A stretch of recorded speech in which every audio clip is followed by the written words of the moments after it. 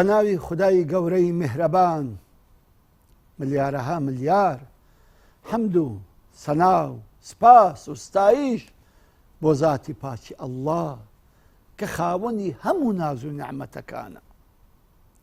درود و سەڵات و سەلام بڕژێ بەسەر گیانی پاکی پێشەوامان نووری چاو تاجی سەرمان محەممەد المستەفا صلى الله عليه وسلم ولەسەر یار و یاوەرانی وەلەسەر ئالی پاکانی وەلەسەر شوێنکەوتوانی و عاشقانی تا ڕۆژی دوایی. خۆشەویستانم، خۆشحاڵم ئەو جارش بە خزمەتتان گەیشتمەوە بۆ ئەوەی باسی ئەوە بکەین بزانین فەڕەنسیەکان چیان بەسەر هات کاتێک هاتن میسریان داگیر کرد. طبعا لە دەرسی پێشوو باسم کرد کە گەنجێکی کوردی خەڵکی حەلەب کە ناوی سولەیمانی حەلەبی توانی گەورەترین عملیاتی فیدایی بکات کە کلیبەری فەڕەنسی مجریم و حاقد ئەوە لەوێن دەر بکوژێ و ڕەوانی جەهەنەمی بکات. لە پاشەوی قائیدێکی تری ناپلیۆن یەکێکی تری کردە سەرکردە و قیادەی جێیشەکەی فەڕەنسی. ئەلەو کاتەدا سوڵتانی عوسمانیەکان سوڵتان سەلیمی سێیەم ئیعلانی شەڕ و ئیعلانی جیهادی کرد کە ئەبێ بەڕاستی تۆڵەی ئەو مسلمانان و ئەو عولەمای ئەزهەر لە فەڕەنسیەکان بکاتەوە و دەریان کات. بۆیە خەڵکێکی زۆر تەتەوعیان کرد لە مەککە لە مەدینە لە شام لە حیجاز لە زۆر شوێنەکان گەنج و شەبابێکی زۆر ڕۆیشتن لەو جەشەدا خڕبوونەوە کەوا بتوانن فەڕەنسیەکان دەربکەن لە میسر. بەڵام قەدەری خوای گەورە لە شاری ئاکرێ کابرایەکی دینداری مسلمان پیاوێکی نەجیب زادە و بە حورمەت کە ناوی جوبرائیل حوسێن زێباریە. ئەم پیاوە شەو بە خزمەت پێغەمبەری خوا ئەگا صلى الله عليه وسلم. پێغەمبەری خوا پێ ئەفەرمێ ئەڵێ جوبرائیل ئەچیتە میسر بڕۆ لای جەیشی مسلمانەکان. سبحان الله، جوبرائیل ئاگای لێ نییە، نازانی چ باس و خواسە لە میسر، نازانی چ قەوماوە و ئەزانن عمومەن وەکو هەواڵ دەزانن فەڕەنسیەکان میسریان داگیر کردووە. بەڵام خۆ ئاگای لەوە نییە کەوە عوسمانیەکان و کۆمەڵێک لە مسلمانان خڕبووینەوە دەیانەوێت بچن فەڕەنسیەکان بشێن و دەریان بکەن لە ناو میسردا.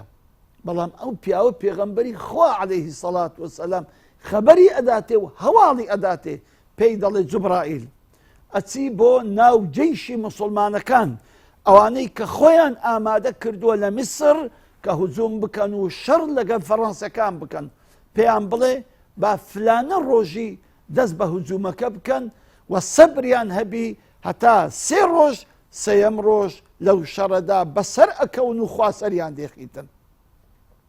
کاتێک کە جوبرائیل لە خەو هەردەستێ و خەونەکەی خۆی بۆ سەیدای ئاکرێ دەژێڕتەوە، ئەویش دەرێ وەڵڵا بابەجان کاکە جوبرائیل خەونەکەت حەقە و دەبی بشسی ئەو ڕیسالە و ئەو پەیامەی پێغەمبەری خوا صلى الله عليه وسلم بگەینە قائیدی جەیشی مسلمانەکان کەوا خۆیان ئامادە کردووە فەڕەنسیەکان دەرکەن لە میسر.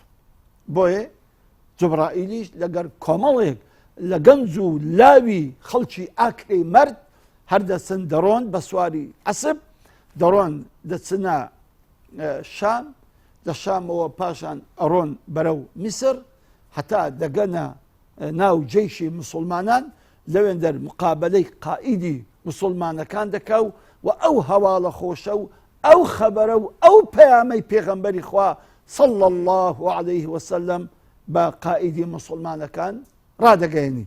طبعا کە قائیدی مسلمانەکان ئەم هەواڵەی بیست بەڕاستی کەیف خۆش بوو و خەونەکەشی لە زۆر لە خەڵکەکان و لە جەنگاوەرە مسلمانەکانی جێراوە بۆ ئەوی بەڕاستی ورەیان بەرز بێ کە موژدەی سەرکەوتن هاتووە پێش ئەوەی شەڕەکەش دەست پێ بکرێت.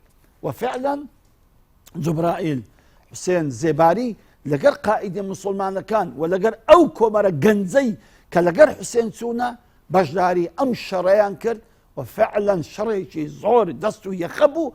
حتا ڕۆژی سێم فەڕەنسیەکان زۆر شەکەت و مادی بوون. قائیدی جەیشی فەڕەنسیەکان بۆ خۆی تەسلیم بوو و خۆی تەسلیمی مسلمانەکان کرد و ناچار بوون کەوە لە میسر بچنە دەرەوە و خواحافیز بوونی لە میسر بکەن لە ساڵی 1801. کاتێک کە شەڕەکە کۆتایی پێهات مسلمانەکان ئەم سەرکەوتنە گەورەیان بەدەستێنا و خۆشی و شادیەکی زۆر بۆ مسلمانانی میسر و عالەمی ئیسلامی گەڕاوە.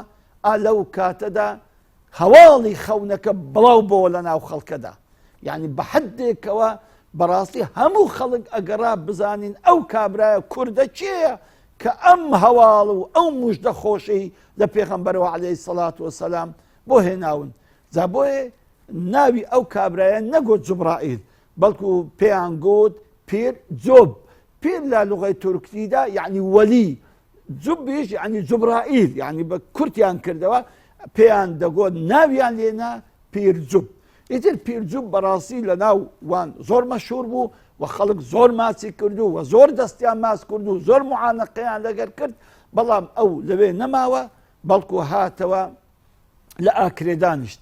لە ساڵی 1803 والی بەغدا بەڕاستی تەقاعودی لە بۆ جوبرائیلی لە بۆ پیرجوبی بڕیەوە کە لەبەر ئەوەی کە بەڕاستی هۆکارێک بوو لە سەرکەوتنی جەیشی مسلمانەکان بۆ دەرکردنی فەڕەنسیە درۆزنەکان کە بە خیانەت و کلاوات هات بوون کە میسریان داگیر کردبوو.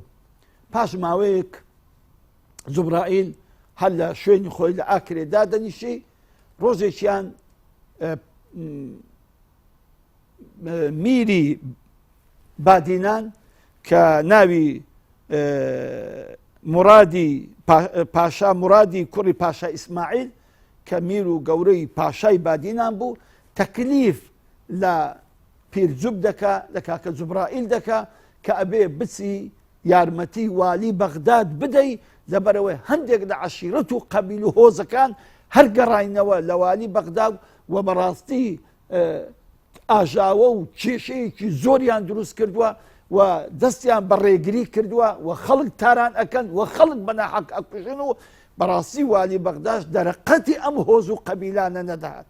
بۆیە پیرجۆب بەخۆی و بە 600 نەفەری کوردی ئاکرێ بەرەو بەغدا ڕۆیشت و فعلا هەموو هۆزەکانی تەمبێ کرد و دایپەرۆسین و وای لێکردن ترس و بیمێکی وایدانێ کە جارێک کە جورئەت نەکەن هەر بستن ئەم قەتل و ئەم ڕێگری و ئەو تاڵانیە بکەن و ئەمن و ئەمانی وڵاتی مسلمانان تێک بدەن.